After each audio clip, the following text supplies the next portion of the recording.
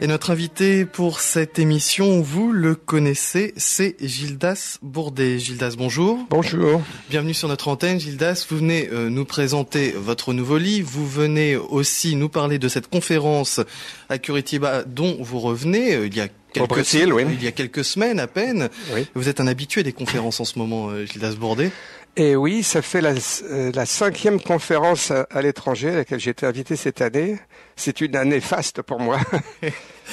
Conférence donc de Curitiba qui a fait avancer les choses, ou est-ce que c'était une conférence où on mettait tous les dossiers sur la table? Ah oui, c'est les deux. C'est une conférence qui était assez riche, qui était intéressante, qui était axée sur les études un petit peu scientifiques, officielles, principalement en Amérique du Sud. Et c'était un petit peu différent des autres années, m'a-t-on dit, où c'est une conférence qui est plus axée sur les recherches spirituelles. Mais là, c'était vraiment l'ufologie scientifique, très, très solide, si on veut. Est-ce que vous notez une grande différence entre les différentes conférences auxquelles vous avez participé ? Oui, il y a des différences, bien sûr, il y a des tonalités différentes.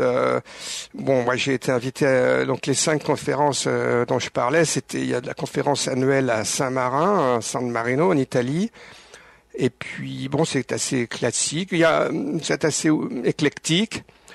Et une autre également en Italie à près de Milan, où c'était assez grand public mais aussi éclectique. Ensuite, il y a eu Roswell début juillet.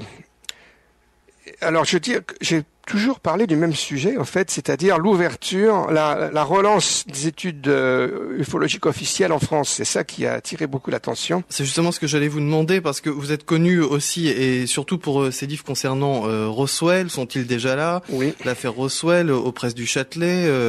Nous avons aussi OVNI, la levée progressive du secret. Roswell, enquête secret et désinformation. Bref, Roswell, et c'est maintenant, votre mon passion. nouveau livre, dont je vais parler ensuite. Dont vous allez parler ensuite. Donc, vous étiez surtout dans ces conférences pour parler de l'ouverture des dossiers en France. Tout à fait. Ça s'est passé comme ça à Roswell. Mais j'en ai profité pour beaucoup étudier aussi l'affaire de Roswell qui a rebondi. Si vous voulez, on pourra en dire un mot. Et puis, la conférence, la X-conférence à Washington qui était axée, elle, sur la levée du secret aux États-Unis.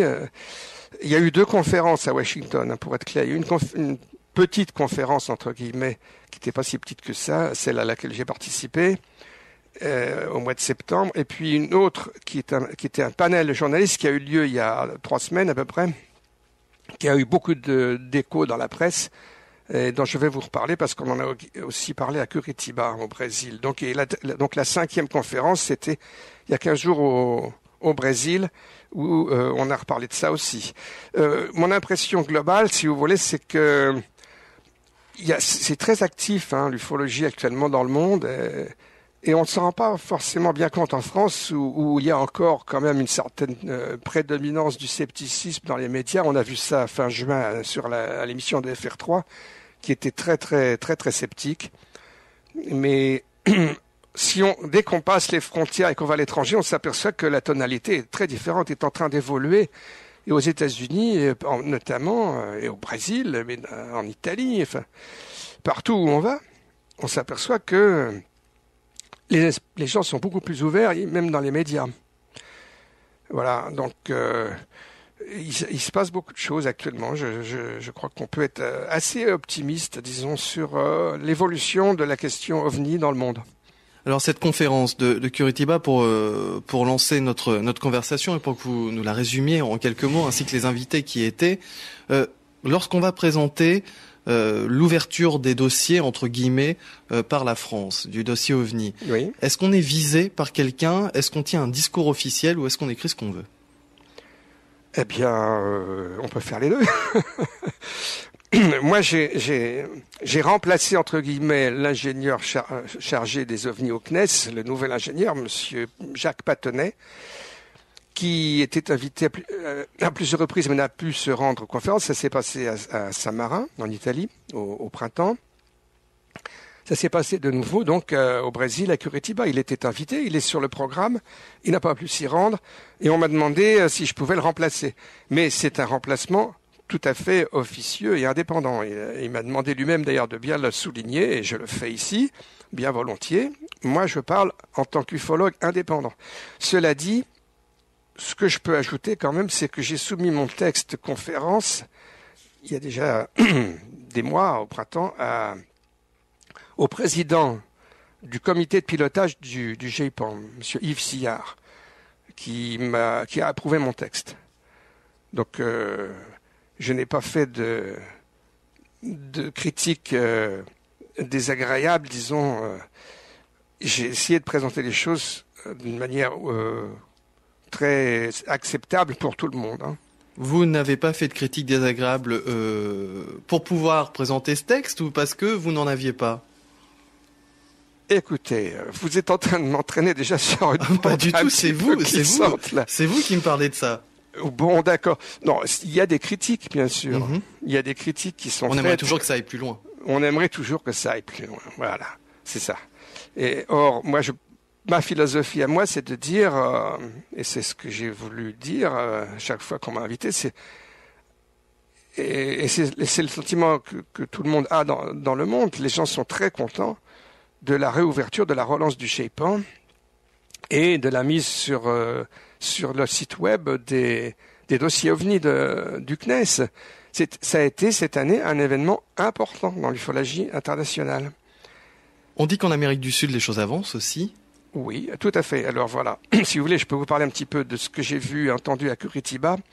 Donc, cette conférence était, comme je l'ai dit, axée sur les études, les recherches, les enquêtes assez scientifiques et voire même officielles. Et je vais vous montrer un petit peu cela. Parmi les invités, bon, il y avait par exemple pour les États-Unis le docteur Richard Haynes, qui est quelqu'un de très intéressant. C'est un chercheur très solide qui anime un organisme indépendant aux États-Unis, le NARCAP, qui s'occupe essentiellement des témoignages de pilotes. Je vais y revenir dans un instant, mais je vais vous citer d'autres invités, bon, les étrangers d'abord, si on veut. Nick Pope, que vous connaissez bien, qui donc continue sur la lancée de son témoignage, qui est un témoignage important, hein, puisqu'il a été pendant 3 ans responsable officiel des études OVNI au ministère de la Défense britannique. Il continue. Il n'a pas dévié d'un pouce de sa route et il continue. Hein. Il était invité lui aussi également à la conférence au panel de Washington, qui a eu beaucoup de succès. Je vais y revenir dans un instant, si vous voulez. Et puis, il y a eu des représentants, c'est ça surtout que je voudrais souligner, des représentants d'organismes officiels d'Amérique du Sud. Il y a eu le général, par exemple, le général Ricardo Bermudez du Chili, qui a fait créer en 1998 un organisme officiel à la fois civil et militaire d'études des ovnis. On en avait pas mal parlé à l'époque, et ça existe toujours, et ça continue. Bon, maintenant, il est retraité, là, il ne s'occupe plus de cela directement, mais il est quand même venu en parler et présenter cela à Curitiba. Je peux citer aussi le colonel Ariel Sanchez de l'Uruguay, qui a présenté le travail de l'organisme officiel de ce pays, qui s'appelle CRIDOVNI, et qui fait partie carrément là de l'armée de l'air d'Uruguay. Et c'est un organisme, c'est le plus ancien en fait. Il est aussi ancien que le GEPAN. Il a été créé en 1979. Et il y a plusieurs personnes qui s'occupent des ovnis en Uruguay. Ça peut paraître curieux dans l'armée de l'air, mais c'est comme ça. Et il y avait également un représentant presque officiel, semi-officiel du Pérou, le docteur Anthony Choi Montes, qui a parlé des études. Oui, il y a également un organisme officiel dans l'armée de l'air du Pérou qui s'appelle OIFAA et qui étudie activement les ovnis. Alors, ce que je pourrais dire tout de suite pour essayer d'expliquer ça, comment ça se fait qu'il y a beaucoup d'intérêt pour les ovnis en Amérique latine. Mais la réponse est simple, c'est parce qu'il y a beaucoup de choses, il y a beaucoup d'observations. Ils ont beaucoup d'observations en Amérique du Sud et en Amérique centrale aussi.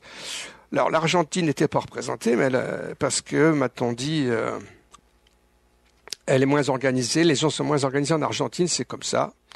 Mais ils ont beaucoup d'observations aussi. On en a parlé, à plusieurs reprises. Il y a eu aussi cette vague de mutilation animale. Bon, ça n'a pas été tellement évoqué, là. On a parlé surtout d'observations de pilotes. Par exemple, mais aussi d'aspects étranges, des observations plus étranges, tels que des cas de contact avec des aspects un peu ésotériques, paranormaux. On peut en parler un petit peu. Mais l'axe principal, c'était les observations de pilotes. Et par exemple, le général Bermudez, il n'y est pas allé par quatre chemins. Il a commencé par dire, nous avons des dossiers qui prouvent de manière absolument indubitable la réalité des ovnis. Et il a exposé un cas.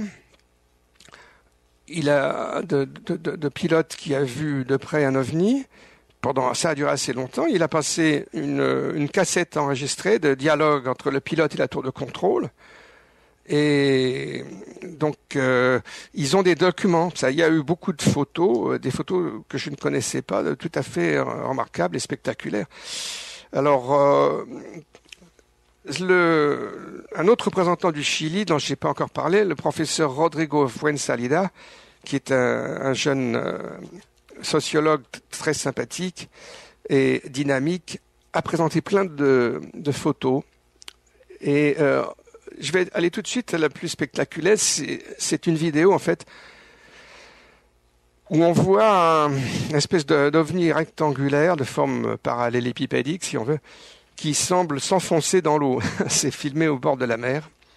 Et pour lui, il interprète ça comme un ovni sous-marin. Ils ont pas mal d'observations de ce genre en Amérique du Sud, sur les côtes du Pérou, du Chili. Ça rejoint un thème que connaissent bien les ufologues avertis, c'est le thème des bases éventuellement qui pourraient exister, et notamment en Amérique latine. Ce genre de vidéos, de photos, juste pour vous interrompre un instant, sont visibles par le public ou est-ce que là on est encore dans les recherches Écoutez, ça a été montré publiquement au Brésil, donc à Curitiba, il y avait 200 à 300 personnes. Ce sont des documents qui sont publics. Maintenant, moi je ne les ai pas. Éventuellement, je pourrais contacter le professeur Fuenzalida pour voir éventuellement si c'est faisable. On peut se les procurer éventuellement, je pense. Il y a eu des photos très curieuses présentées par ce Fuenzalida, aussi des photos surprises, comme on les appelle mon ami Joël Ménard. C'est-à-dire qu'on voit une photo de famille comme ça, et puis derrière, des photos numériques souvent. Sur l'écran de l'ordinateur, on voit apparaître une forme très très bizarre, même parfois des ovnis tout à fait classiques, ou alors d'autres formes très étranges. C'est la même chose avec le représentant du Pérou, le docteur Anthony Choy Montes. Il a présenté des cas très très bizarres de documents également. Et puis un cas de contact. Bon, j'ai pas très bien suivi parce que c'était en espagnol, c'était difficile. En portugais, n'en parlons pas. Mais alors, espagnol, j'arrivais à suivre à peu près. Et il y a eu il y a un contacté dans un village du Pérou qui a des observations en série et il y a des photos. Ça a été filmé. C'est très curieux. Bon, sur un plan plus classique, disons, j'aimerais parler un tout petit peu, si vous voulez, de l'exposé qu'a fait le représentant américain, le docteur Richard Haynes, qui est très sympathique. J'ai eu un très bon contact avec lui, d'ailleurs, comme avec Nick Pope. Ils sont tous, vraiment, je tiens à le dire, ça a été une ambiance extrêmement sympathique pendant presque une semaine. Je n'ai rencontré que des gens agréables, aimables et sympathiques. On ne peut pas toujours en dire autant dans d'autres pays. Je pense à un pays que je ne nommerai pas. Mais vous voyez peut-être ce que je veux dire. Il y a eu il y a parfois des problèmes.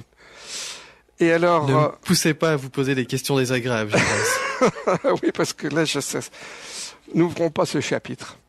Et alors, Richard Haynes a cité pas mal de cas de pilotes. Bon, entre parenthèses, il a étudié un cas tout à fait récent. Il n'en a pas parlé, mais il a fait une étude très poussée sur un cas récent qui s'est produit aux États-Unis au-dessus de l'aéroport de Chicago, l'aéroport O'Hare de Chicago. Et il y a eu pendant quelques minutes toute une série de témoins ont vu, et on a réussi à recueillir les témoignages petit à petit, ont vu un ovni circulaire au-dessus, pas très haut dans le ciel, en vol stationnaire, juste au-dessus de l'aéroport de O'Hare, sur le terminal de United Airlines, et qui a fini par partir à toute vitesse en faisant un trou dans la couche nuageuse même. Et c'est tout à fait sûr et solide, ça. J'aime bien ce cas et ça m'a plu de le lire parce qu'il se trouve qu'en revenant de Roswell, j'ai raté l'avion au retour parce qu'il y avait une tempête, on avait été détourné. Et j'ai passé 24 heures à l'aéroport de O'Hare, justement, dans ce terminal.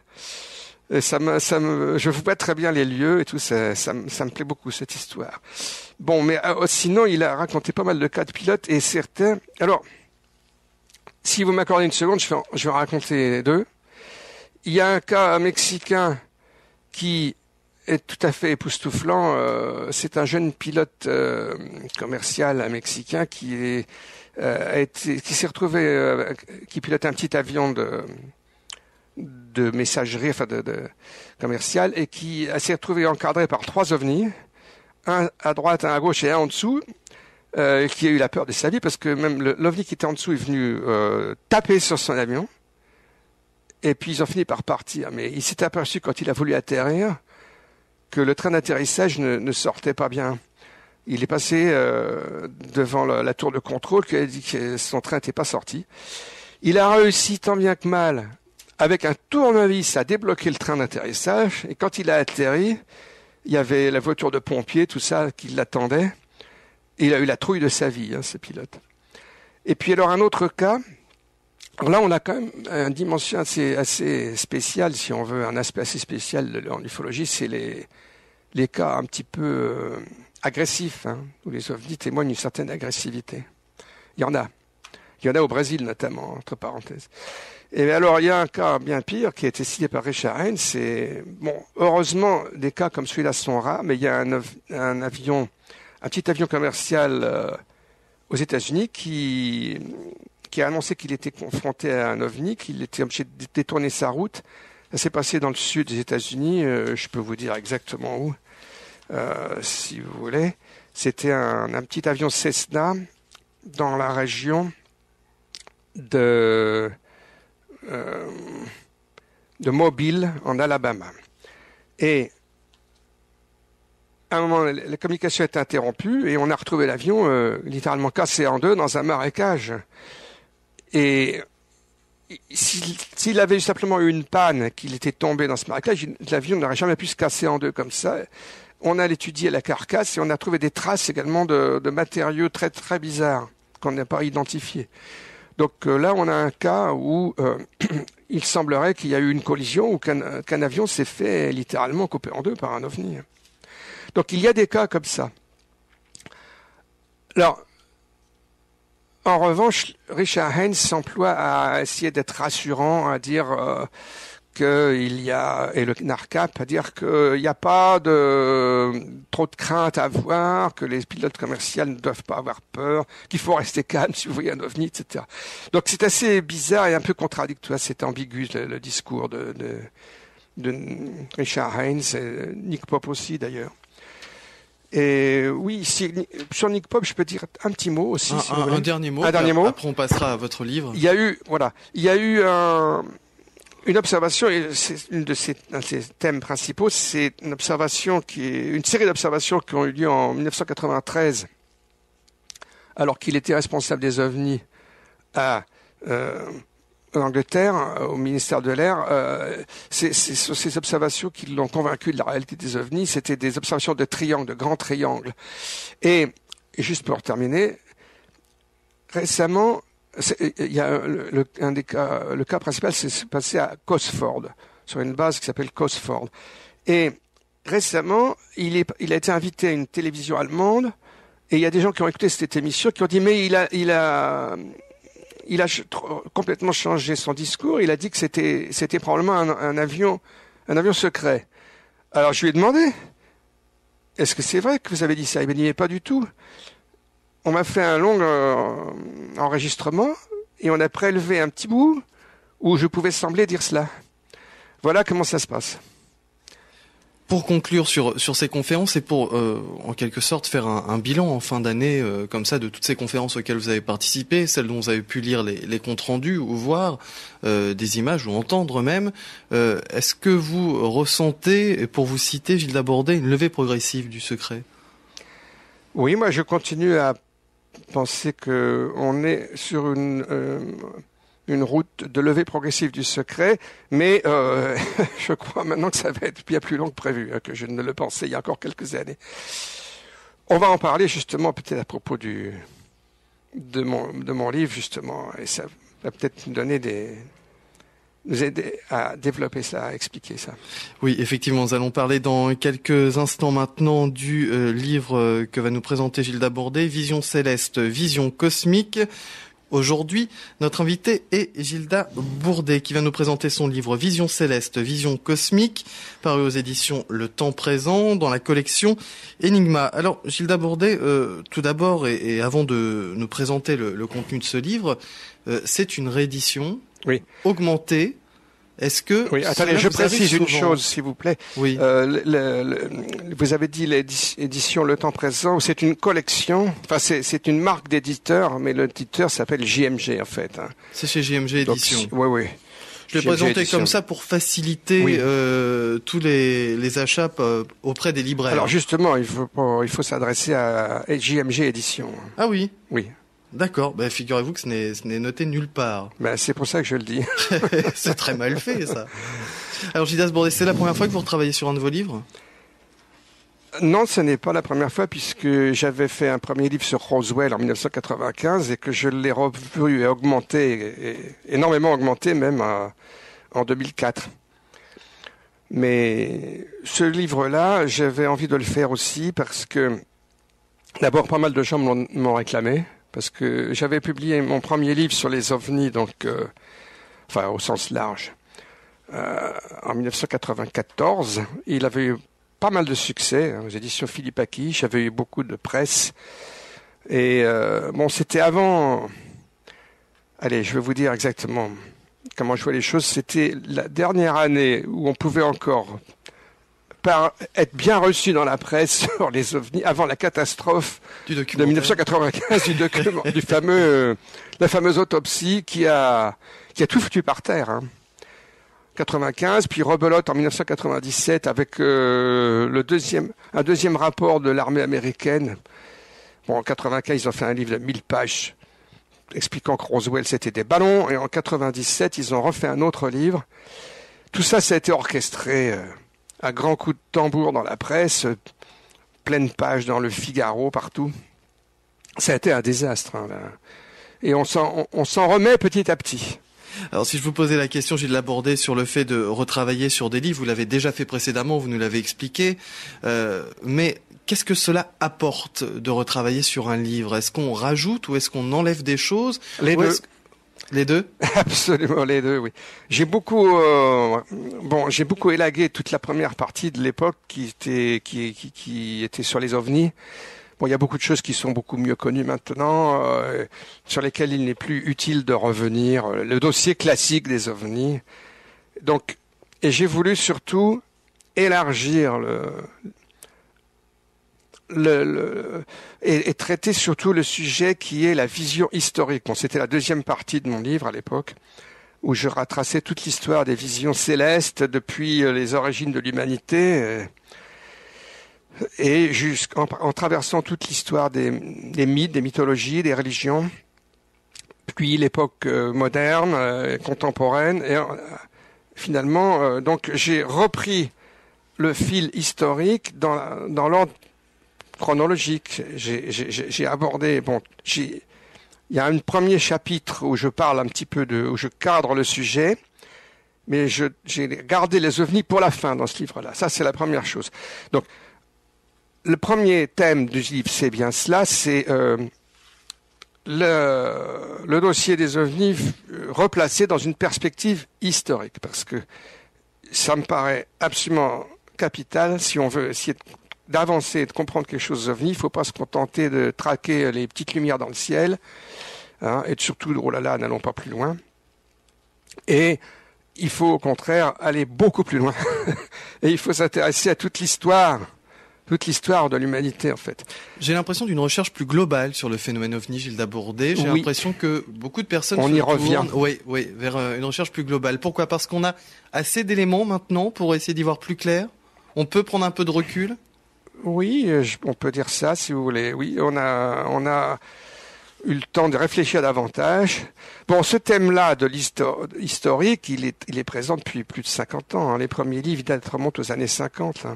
En France, il y a eu un très très bon livre. C'était le livre de Paul Misraki, Des signes dans le ciel, qui était réédité sous un autre titre et qui parlait déjà beaucoup de tout cela. Vous savez, Paul Misraki, c'était un musicien, c'était un auteur assez original.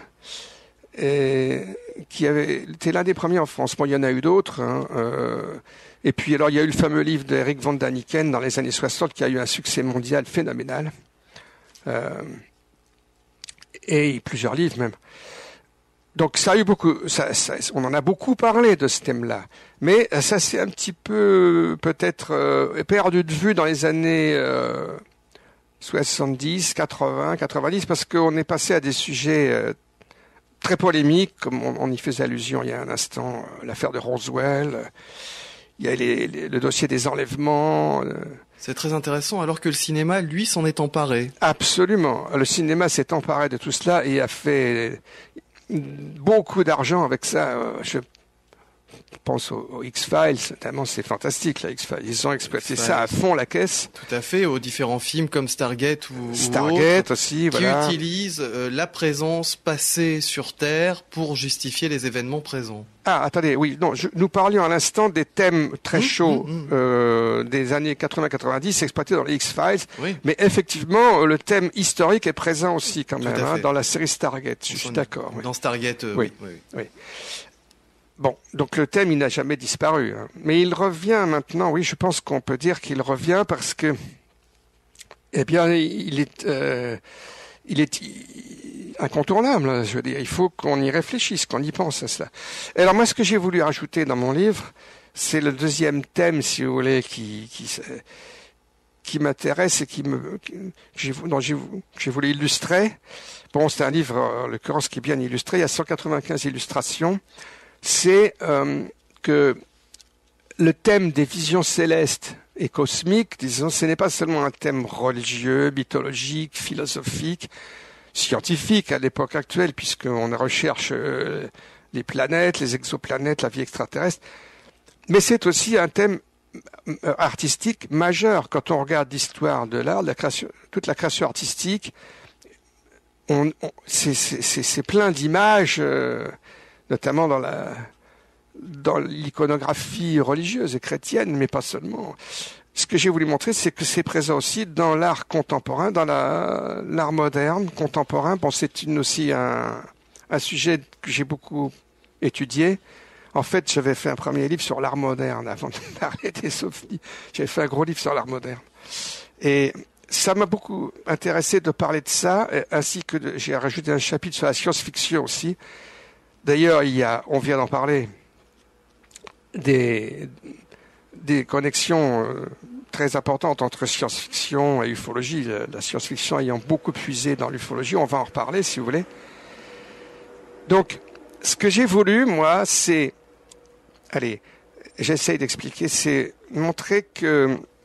Bon, aussi résister, réagir à une ambiance très pessimiste à notre époque. Ça fait maintenant 50 ans, au fond, qu'on traverse une crise de pessimisme et de scepticisme assez virulent. Et moi, ce que j'ai voulu montrer, c'est que, il y a encore beaucoup de choses qu'on ignore, mais une chose qu'on peut comprendre, c'est qu'on est plongé, nous, les petits humains, dans un cosmos formidable, avec toutes sortes de choses qui s'y passent. Il y a des extraterrestres, mais il y a peut-être d'autres choses, d'autres entités, il y a des dimensions parallèles, etc. Donc, c'est absolument fabuleux, en fait. On vit dans un univers fabuleux. Alors, il n'y a pas de raison. Je ne vois pas pourquoi on est si déprimé et si sceptique. Et donc, j'ai voulu essayer de montrer ça. Tiens, j'ai envie de vous citer, je lisais dans le journal, des extraits de la conférence de l'écrivain britannique Doris Lessing, qui vient d'avoir le prix Nobel. Eh bien, elle dit ça. Voilà, voilà une citation. « Nous sommes blasés, nous, dans notre monde, ce monde si menacé. Nous sommes les champions de l'ironie et du cynisme. » Voilà. Nouveau prix Nobel de littérature. Donc, c'est bien ça. C'est très très vrai ce qu'elle dit. Nous vivons dans un monde très blasé, très cynique, très très sceptique.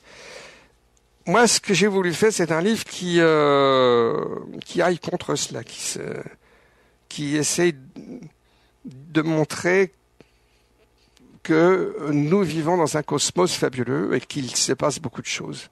C'est ça le thème, le deuxième thème, si vous voulez, au-delà de l'ufologie proprement dite. Un livre ouvert à tous.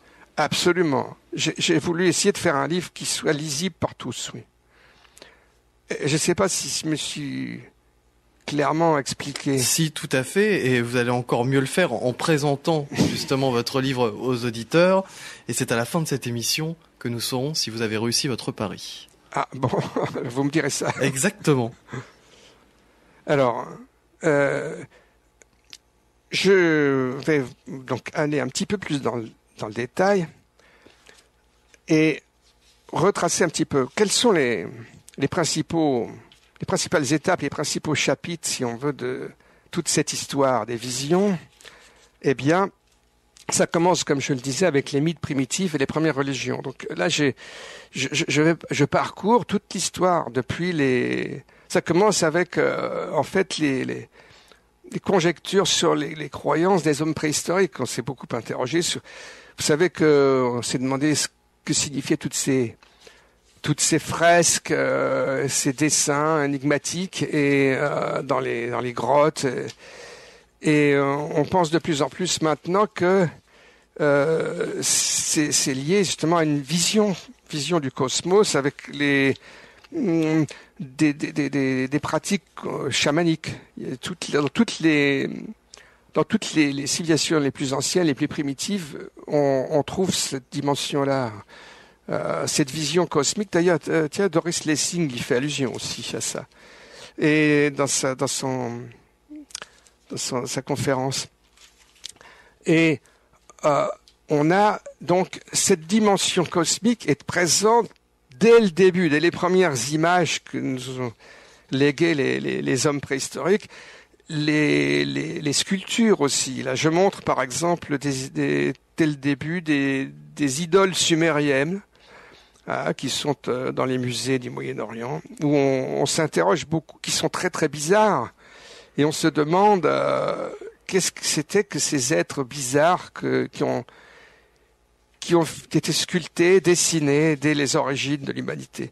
Bon, vous savez, il y a des fresques très très remarquables dans les grottes du Sahara, dans les Tassili des Adjers, où l'un des spécialistes avait vu, d'ailleurs, on a parlé du grand dieu des Martiens. On l'appelait le Martien parce qu'il avait une drôle de tête avec une espèce de casque. Et bon, il ne faut pas essayer de forcer l'interprétation parce qu'on peut penser qu'il y a aussi des cultes de la fertilité, des choses comme ça. Et donc, c'est pas parce que on a toujours cru à l'existence d'êtres célestes et de Dieu que forcément il y avait des ovnis et des extraterrestres partout. Mais quand même, il y en avait peut-être, justement, oui. Il y avait peut-être, dès les origines, des interventions extraterrestres, en réalité, tout à fait comparables à ces ovnis qu'on voit aujourd'hui. Donc c'est ça que j'ai voulu essayer d'esquisser, mais par petites touches, si vous voulez, sans vouloir forcer la main du lecteur. Donc, ça peut être lu avec intérêt, soit aussi bien par des sceptiques que par des gens qui ont des convictions religieuses. Moi, je ne vais pas du tout. Je ne suis pas du tout hostile à la conviction religieuse dans ce livre. Je tiens à le souligner ici. Donc, j'essaye de laisser les portes ouvertes, mais j'ouvre aussi la porte à l'idée de visiteurs extraterrestres.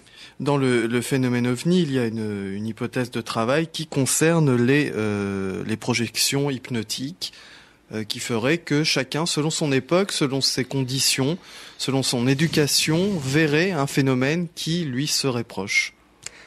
Oui, c'est un thème effectivement sur lequel on a beaucoup réfléchi.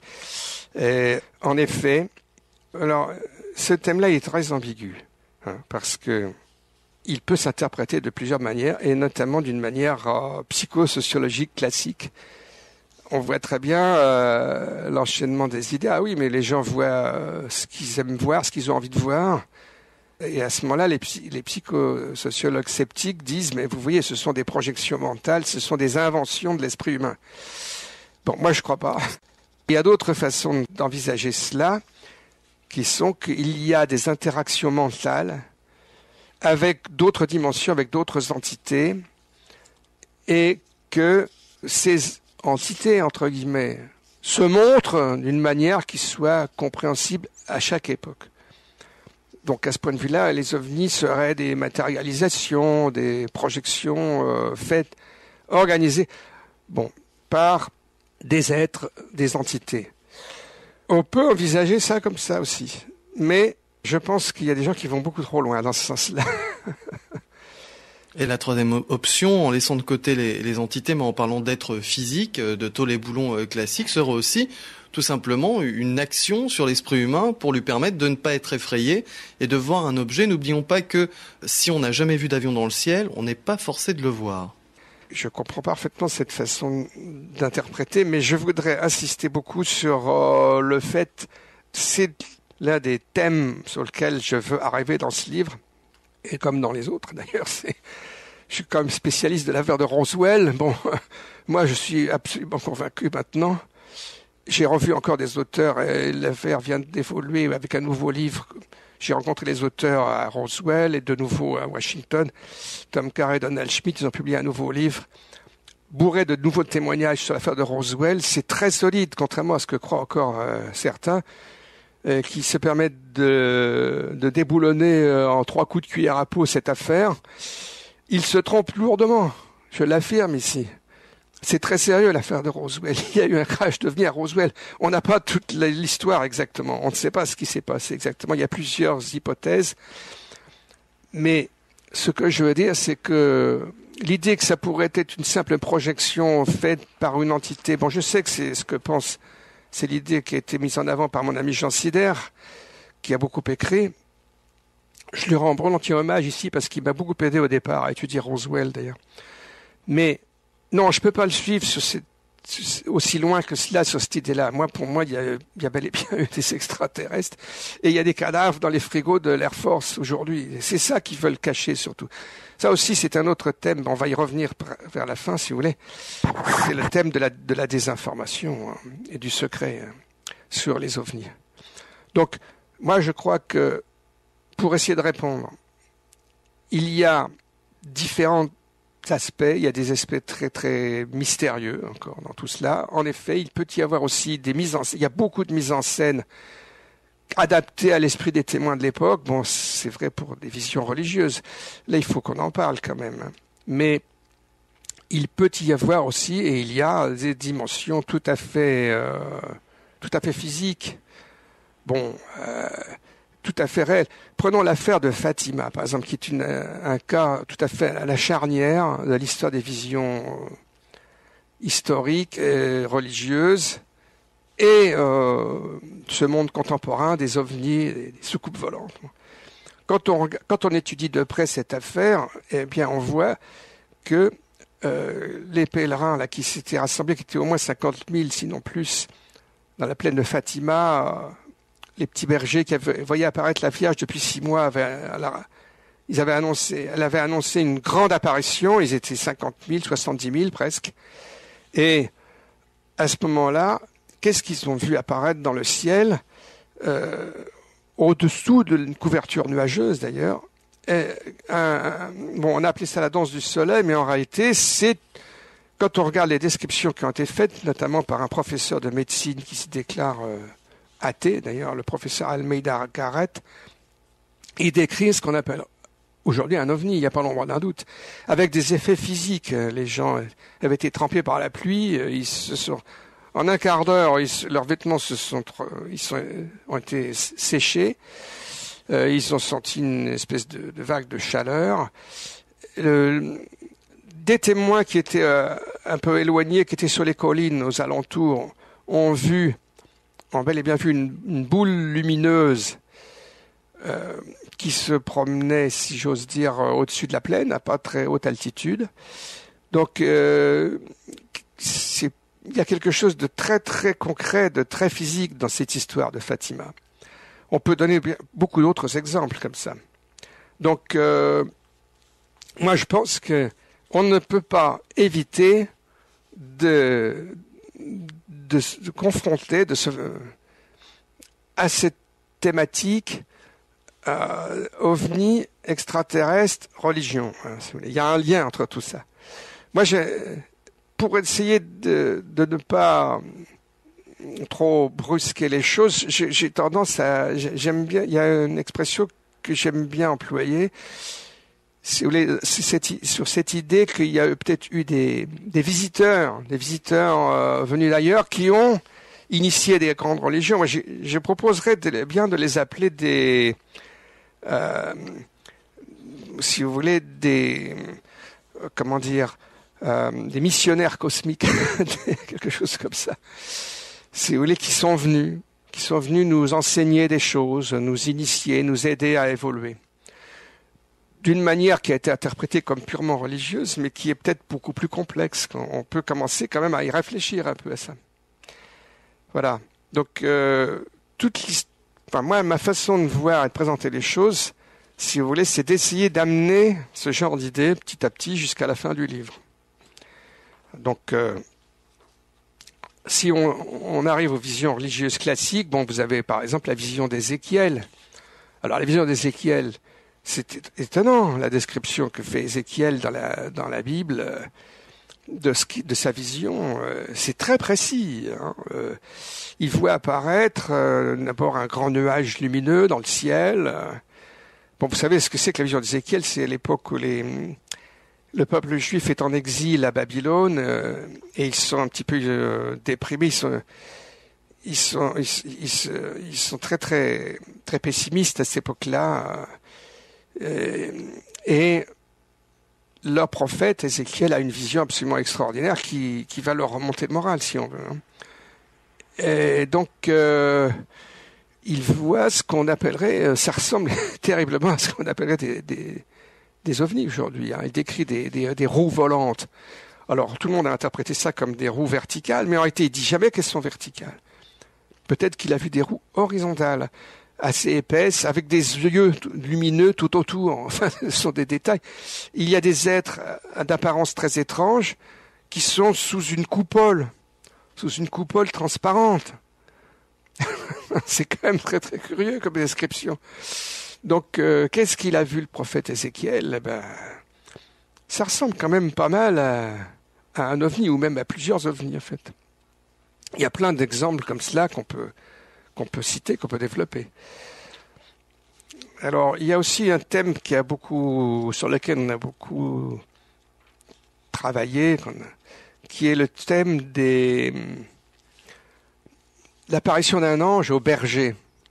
Alors, c'est un thème qui a été très exploité dans l'iconographie chrétienne. On voit souvent des portraits de la Vierge à l'enfant avec, dans le fond, ce thème de l'apparition d'un ange à des bergers qui gardent des moutons et qui leur annonce, c'est le thème de l'annonce au berger qui est bien connu. Et cet ange leur annonce la naissance de l'enfant Jésus. Et ils vont ensuite rendre hommage, ils vont rendre visite et hommage donc à la suite de cette vision. Et ce thème est très présent dans beaucoup de tableaux. J'en montre quelques-uns. Par exemple, pour ceux qui s'y connaissent, nous avons Ghirlandaio, l'adoration des mages, par exemple, à Florence, ou l'annonce au berger de Gaddi, par exemple, également à Florence. Enfin, il y a plein de tableaux de ce style-là. Et il y en a un qui a fait beaucoup gloser, qui a beaucoup intrigué. C'est un tableau qui se trouve, encore une fois, à Florence, au Palacio Vecchio, qui s'intitule La Nativité de Jésus, avec l'annonce au berger en arrière-plan. Et en effet, on voit un berger en arrière-plan. Mais alors là, l'ange, il a une drôle de bouille, l'ange, si j'ose dire. Il ressemble à un ovni, en fait. C'est une espèce d'objet lumineux, oblong, de forme ovale. Et le peintre a dessiné des rayons qui entourent, qui dessinent, qui partent autour de l'ovni. Donc. Et alors, il y a évidemment des gens bien intentionnés qui ont dit, ben voilà, vous voyez, c'était un ovni, c'est un exemple d'ovni. Alors, ça, c'est une interprétation très délicate, parce que pour les sceptiques, et il n'en manque pas, qui ont étudié ça, ils disent, mais non, mais vous n'y comprenez rien, vous ne savez pas que c'est un thème religieux de l'époque, c'est l'annonce faite par un ange au berger.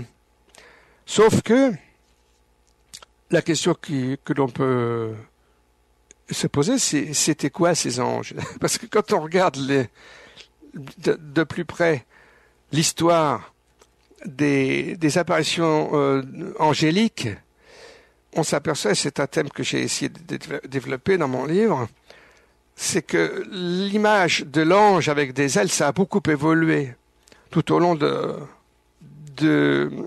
l'histoire des visions. Et à l'origine, dans la Bible, les anges sont des apparitions extrêmement lumineuses et très impressionnantes, voire terrifiantes. Et on ne voit pas toujours très bien ce que c'est en fait l'ange dans la Bible. Alors il y en a d'autres également, des anges par contre, qui sont très très réels, très physiques. C'est les anges qui rendent visite à Abraham par exemple. Abraham, c'est tout au début, il a la visite de 3 anges.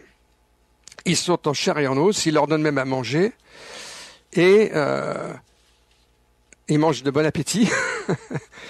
Et ils lui disent ensuite qu'il va avoir un enfant de sa femme. Alors ils sont très âgés tous les deux, alors ça les fait bien rigoler en fait. Ça, quand il raconte ça à sa femme, ça la fait rigoler. Mais finalement, ils ont eu comme un enfant, d'après la Bible. Hein.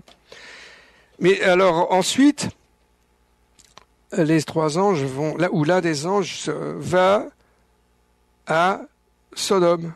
Et c'est là qu'il y a l'histoire des sodomites qui ont voulu s'emparer de lui. Et il les a complètement pétrifiés. Il les a rendus... il les a, en quelque sorte, maîtrisé ses assaillants par une sorte d'effet étrange. C'est dans la Bible. Et ensuite, c'est là qu'on a cet épisode terrible où... il était hébergé par un homme juste à Sodome et il lui dit prends la fuite avec ta famille parce que je vais détruire Sodome. Et c'est le fameux épisode du feu qui descend du ciel et qui détruit la ville. Tout cela, c'est très bizarre. Ça donne quand même à réfléchir. Qu'est-ce que c'est que cette histoire? Qu'est-ce qui s'est passé? Voilà, il y a beaucoup d'histoires de ce genre. Je n'en cite quelques-unes un peu en désordre, mais je peux encore vous en citer beaucoup d'autres.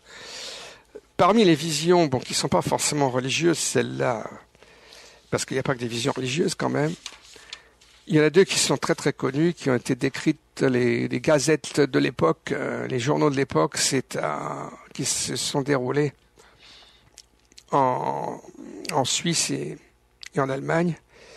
C'est la vision de Bâle du 7 août 1566 et la vision de Nuremberg le 14 avril 1561. Il y a des images qui ont été dessinées, je les reproduis dans la page 200 de mon livre. Elles sont bien connues. Donc dans la vision de Bâle, les gens ont vu plein de boules foncées ou lumineuses, une véritable sarabande de boules lumineuses qui semblent s'être combattues, s'être attaquées les unes les autres.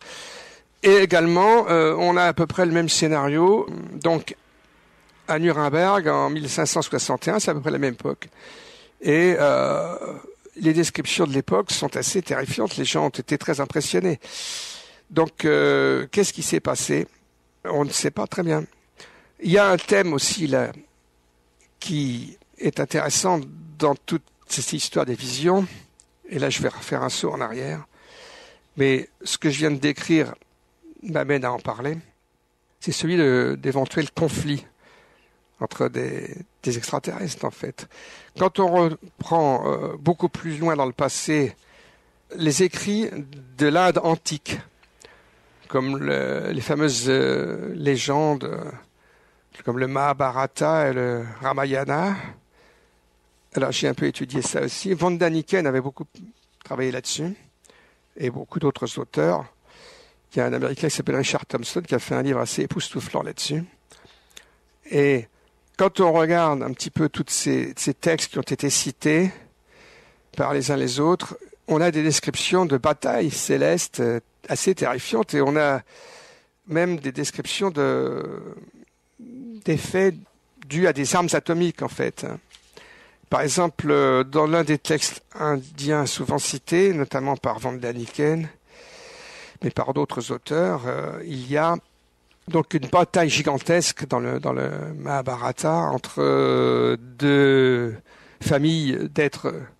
Bon, il y a des dieux en pagaille de toutes sortes qui se font la guerre avec des armes célestes terrifiantes. Il y a des disques lumineux qui sont capables de détruire des villes entières. Et il y a des descriptions d'effets qui ressemblent à des armes nucléaires, comme des gens qui perdent leurs cheveux, la peau qui noircit, qui perdent les ongles, etc. Ce sont des effets nucléaires, ça, de radiation. Il y a aussi des descriptions de ce qu'on appelait les Vimana. Il y en a de différentes sortes. Et il y a des engins de très grandes dimensions qui embarquent plein de monde, qui sont lumineux, dans lesquels voyagent donc les héros de l'époque. Et c'est très bizarre aussi. Qu'est-ce que c'est que ces Vimana lumineuses qui voyagent dans le ciel à toute vitesse? Donc voilà, on a des... Il y a plein de choses comme ça dans toute l'histoire des visions célestes. Et on n'en finit pas de raconter tout ça. Moi, ce que je vous dis, j'ai fait 400 pages là-dessus, mais c'est un résumé. Hein. C'est un petit résumé. Hein. J'espère qu'il sera d'ailleurs intéressant à parcourir. Gildas Bourdet, je vous propose une première respiration musicale. Oui. Gildas Bourdet, après ce tour d'horizon du contenu de votre livre, vous le disiez il y a quelques instants, vous avez beaucoup d'exemples, on ne va pas tous les citer. Est-ce qu'on pourrait, pour repartir sur des bases pas forcément nouvelles, mais en tout cas sur une compréhension nouvelle, est-ce que vous pourriez nous indiquer quels sont les points communs? Oui. Eh bien, le premier point commun, à mon avis, à souligner dans toute cette histoire des visions célestes et cosmiques, c'est que, disons, jusqu'au XXe siècle, il y a eu une coupure au XXe siècle, mais la fin du XIXe, début du XXe, on s'est énormément intéressé, les hommes des différentes époques se sont énormément intéressés à l'idée qu'il y a des êtres célestes, soit religieux, soit d'autres natures. Donc, pratiquement jusqu'au temps moderne, jusqu'à l'époque de la Renaissance, on s'est surtout intéressé aux êtres célestes, au sens religieux. Les dieux, les dieux. Bon, au départ, il y a une multitude de dieux dans les époques, dans les légendes les plus anciennes. Il y a eu un début, si on peut dire, de rationalisation, en quelque sorte, de mise en ordre de tout cela, avec les religions abrahamiques, comme on les appelle, qui ont mis au centre le Dieu suprême. Mais ils n'ont jamais complètement éliminé et supprimé ces nouvelles traditions. Cette nouvelle, disons, étape religieuse n'a jamais complètement supprimé l'existence d'autres êtres célestes en grand nombre, puisque il y a toujours eu des cohortes d'anges et aussi de démons. Il ne faut jamais oublier les démons. C'est très compliqué. Ça reste très compliqué, même dans les grandes religions qui ont voulu simplifier, synthétiser tout cela. Et puis, il y a ensuite il y a un thème qui court quand même dès l'Antiquité, c'est l'idée qu'il y a peut-être d'autres mondes habités.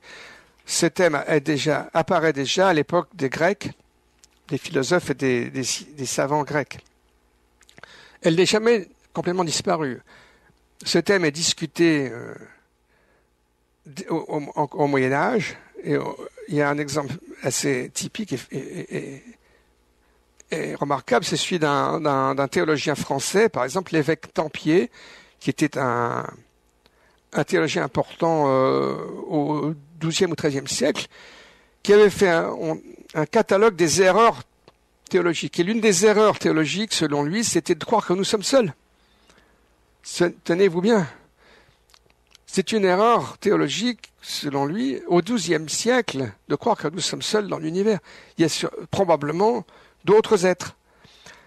Donc, c'est toujours resté présent dans l'esprit des gens, même si, à l'époque médiévale, disons que l'idée d'autres mondes habités, c'était quand même très peu employé, disons, c'était très peu présent. L'essentiel, c'était la vision religieuse du monde, avec Dieu, les anges. Alors, l'angélologie, le thème des anges, ça a fait l'objet d'une littérature considérable. Donc, et aussi les anges et les démons. Alors, ce que je voudrais dire, c'est pour, disons, revoir tout ce sujet globalement un petit peu, c'est que apparaissent de nouveau très fort, donc à l'époque, ce qu'on appelle les temps modernes, à la Renaissance, le thème des mondes habités. Et ça a suscité beaucoup de réflexions dès le XVIIe siècle avec un livre célèbre, ce livre de Fontenelle sur la pluralité des mondes, qui a eu beaucoup de succès.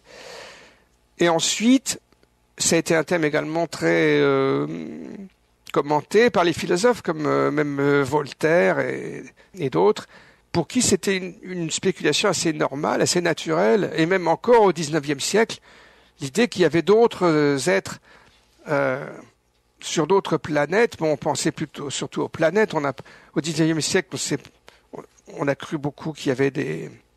Bon, déjà au XVIIe, par exemple, Copernic, Kepler croyait que la Lune était habitée par deux races d'extraterrestres même.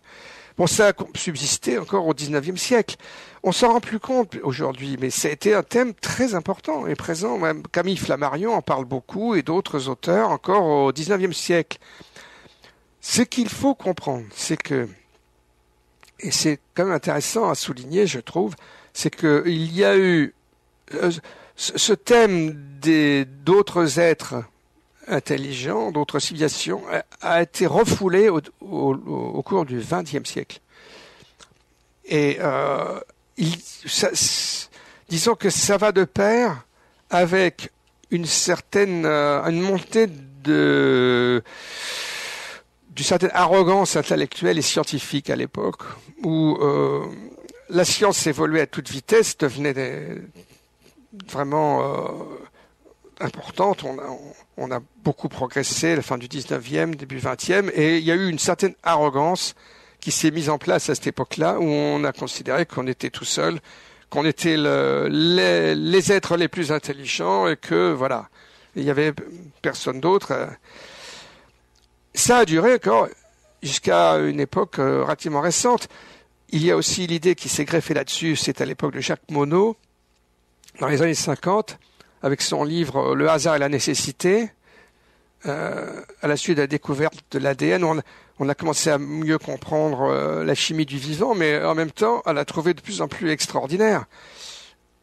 Le thème est apparu, donc chez Jacques Monod et d'autres, que la vie était apparue sur Terre par un hasard absolument extraordinaire. Jacques Monod comparait ça à l'idée d'avoir gagné le Grand Prix à la loterie nationale, et que dans ces conditions, nous étions probablement seuls dans l'univers. Il y avait aussi le thème qui était apparu au début du siècle. On a cru à cette époque-là que la création du système solaire, c'était un événement tout à fait improbable et extraordinaire. Donc, ça faisait des facteurs qui se multipliaient les uns les autres et qui aboutissaient à l'idée que nous étions très probablement seuls. Alors, il y a eu un changement d'optique à l'époque dans le domaine scientifique, avec des gens qui ont commencé à se dire mais non, on n'est peut-être pas seul, et il faudrait peut-être qu'on écoute le ciel pour voir si on n'entend pas des émissions radio venant d'autres mondes. Ça a été le début des recherches SETI, avec la fameuse équation de l'astronome américain Frank Drake. Là, j'ai une petite anecdote à placer d'ailleurs sur Frank Drake, si vous voulez. C'est un personnage qui est célèbre dans le monde. Il a eu sa couverture de Time Magazine. Moi, je l'ai rencontré à Saint-Marin, à la conférence sur les ovnis. Enfin, c'était à la fois sur les ovnis et sur les recherches SETI. Donc, il est l'un des pères de SETI, avec sa fameuse équation sur la probabilité d'existence d'autres civilisations. Alors, on a beaucoup jonglé avec cela. Il y a des gens qui continuent à... Il y a encore des gens qui en tirent argument pour penser que nous sommes seuls. Il y a aussi un autre argument, c'est la fameuse question de Fermi, le physicien italien Enrico Fermi, qui à la fin de la guerre, c'était l'un des pères de la bombe atomique, c'est un physicien éminent qui travaillait à Los Alamos et qui s'est posé la question devant ses collègues, mais comment se fait-il qu'ils ne sont pas là? Où sont-ils les extraterrestres? Ils devraient être là. Pourquoi? Parce que le raisonnement était très simple, c'est que on commençait à comprendre qu'il était possible de voyager dans l'espace. On avait les premières fusées qu'on essayait, la V2, on était en train de la développer déjà, et on comprenait qu'un jour on pourrait voyager dans l'espace. Donc, étant donné l'âge de l'univers extrêmement ancien, qui se chiffre en milliards d'années, on pense à 12 milliards d'années, je ne sais pas où on en est aujourd'hui, à 15 milliards d'années. La Terre a 4 milliards et demi d'années, donc il y a probablement des systèmes solaires bien plus anciens que le nôtre, avec des planètes bien plus anciennes. Ça se chiffre en centaines de millions ou en milliards d'années, la possibilité d'apparition d'autres civilisations ailleurs. Et, disait Enrico Fermi et d'autres, ils devraient être là, parce que avec le temps, même si ça a pris des millions d'années, avec des moyens relativement classiques, ils ont dû forcément explorer l'univers, et on devrait avoir au moins des visiteurs ou des visites de sondes automatiques ou des choses comme ça. Alors, c'est là qu'il y a, il y a un tournant dangereux dans le raisonnement, c'est qu'il ajoute, il n'y en a pas, donc nous sommes seuls. Enfin, beaucoup de gens ont ajouté cela. Alors, évidemment, c'était nier totalement le dossier OVNI, entre parenthèses. C'est là que le dossier OVNI revient très fort, c'est que la réponse aurait dû être, ben oui, ils sont là, justement, oui. Ils sont là, mais c'est secret. C'est très secret. Les autorités américaines disent non, il n'y a rien du tout. Depuis, on peut dater exactement leur discours. D'ailleurs, c'est le 9 juillet 1947. Enfin, le 8 juillet au soir, c'est le démenti de Roswell. À partir de là, c'est là que le rideau de fer du secret américain est tombé. Très, très fort, très brutalement.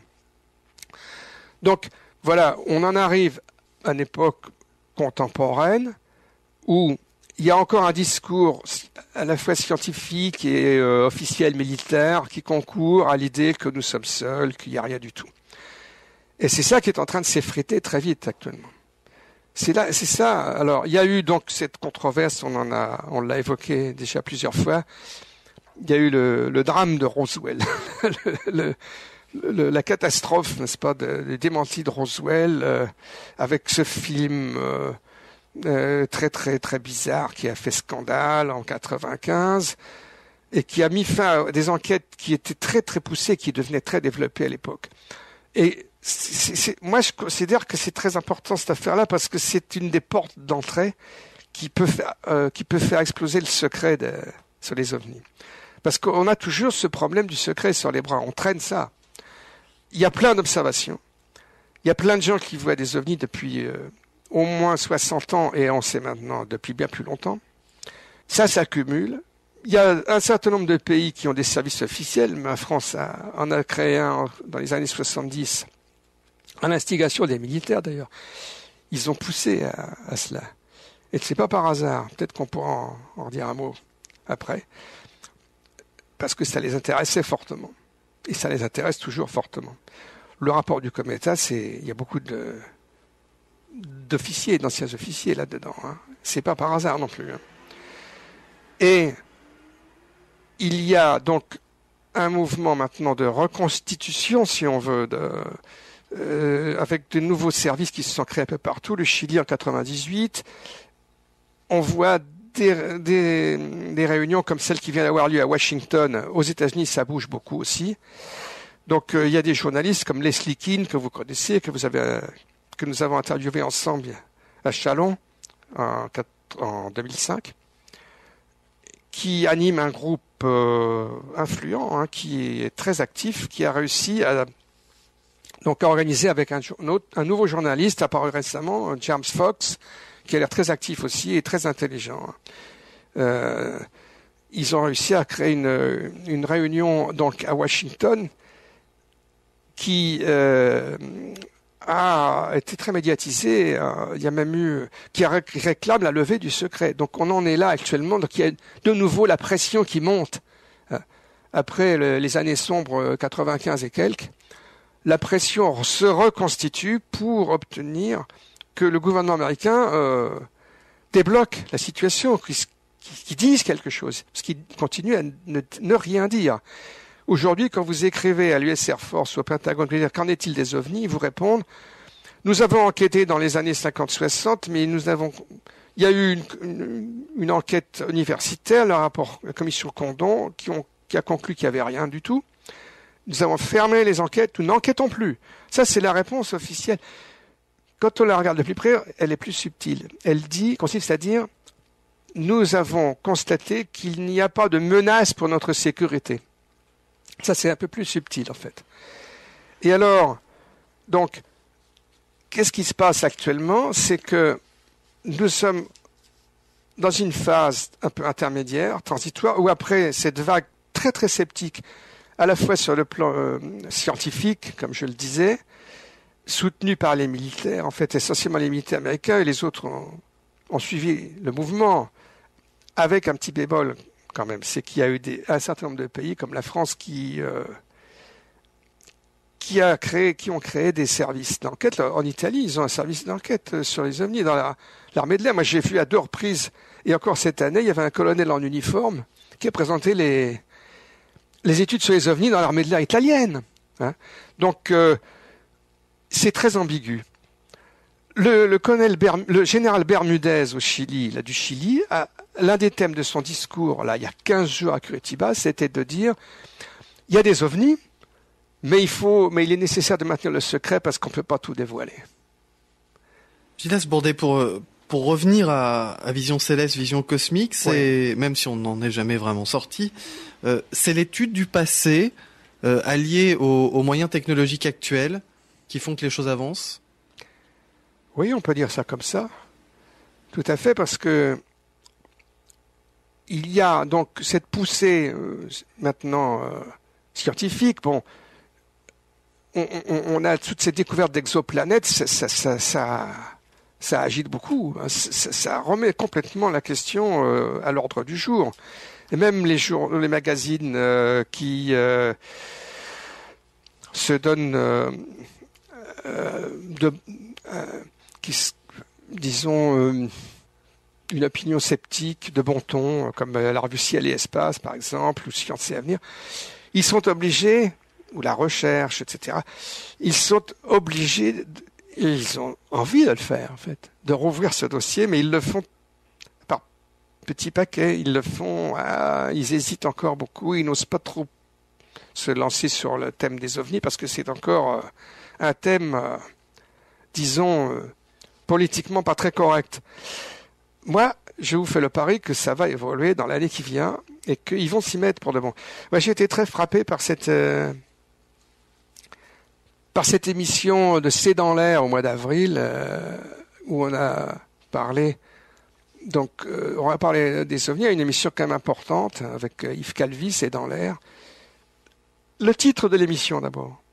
Le dossier secret des ovnis. Donc il avait bien pigé le message, Yves Calvi. Et à cette émission, c'est la première fois que j'étais invité à une émission de ce calibre. Et, enfin, une émission sérieuse, j'entends, parce que je mets de côté les émissions type Christophe de Chavannes et autres à laquelle j'avais été invité. On va essayer d'oublier ça parce que c'était toujours pris à la rigolade. Mais là, c'était pris au sérieux. Et Yves Calvi s'est tourné vers Jacques Patonnet, il a dit, est-ce qu'il y a des ovnis? Et il a dit oui. Bon, il s'est empressé d'ajouter, on ne sait pas du tout ce que c'est. Mais il a dit oui. Et ensuite, Yves Calvi s'est tourné vers le directeur de Ciel et Espace, qui s'appelle Alain Sirou, qui est un habitué de l'émission, chaque fois qu'il y a des thèmes astronomiques. Et il lui a dit, alors, quelle est votre réponse à vous? Mais alors, faites bien attention à ce que vous dites pour ne pas perdre votre emploi. Il a rajouté. C'était drôle, c'était rigolo. Et l'autre s'est mis, il était très, très embarrassé. Très, très embarrassé. Donc, il y a une situation qui est de plus en plus embarrassante pour la littérature classique, pour les gens qui continuent à tenir le discours classique. Bon, c'est typique avec le sociologue Pierre Lagrange qui était là aussi, il tient un discours d'une extraordinaire ambiguïté actuellement, parce que il y avait un numéro en 2006 dans la revue Science et Avenir intitulé en couverture « Pourquoi les ovnis ont disparu ?»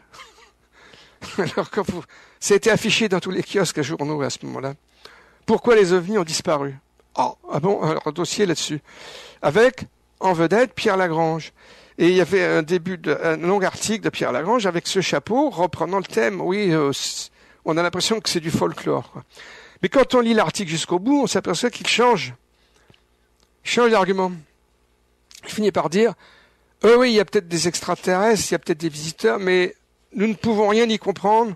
Nous sommes comme des babouins. Nous ne pouvons pas comprendre. Alors là, on fait apparaître un nouveau thème quand même. Là. Ce n'est plus, non, les ovnis, c'est du folklore, c'est dans la tête des gens qui voient des choses, qui croient voir des choses.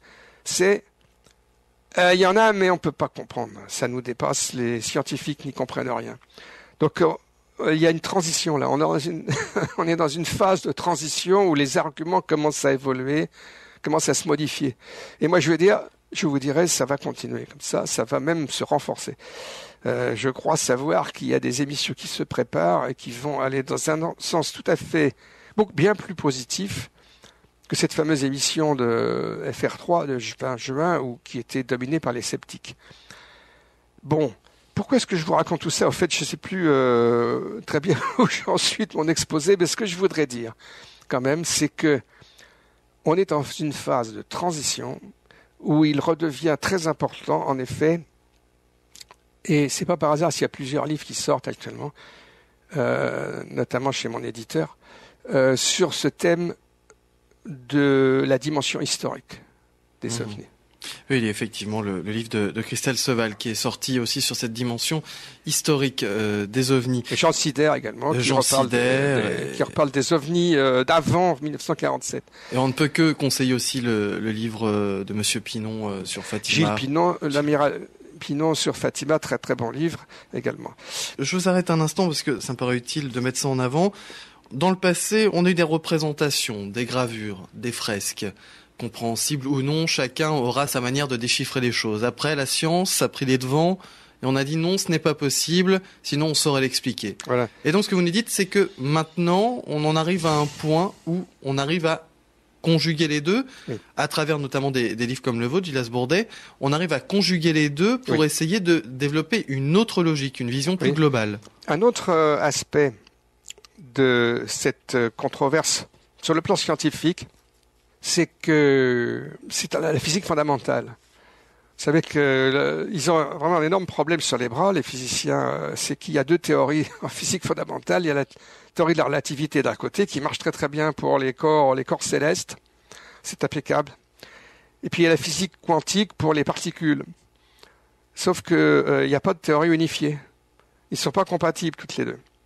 Ça fait maintenant plusieurs décennies, doit faire une 50aine d'années. Déjà Einstein essayait d'unifier la physique, mais la question a énormément évolué depuis quelques dizaines d'années et de nouvelles théories sont apparues. Déjà, il y avait une première théorie à l'époque d'Einstein qui envisageait qu'il y ait d'autres dimensions. Pour arriver à essayer de faire coller les deux morceaux ensemble, il fallait envisager qu'il y ait une autre dimension spatiale. C'était la théorie de Kaluza-Klein, dans les années 20 déjà. Mais ça a été un petit peu oublié, parce qu'on n'y comprenait rien, ça paraissait trop extraordinaire, et puis ça a refait surface dans les années 60. Il y a de nouvelles théories qui sont apparues.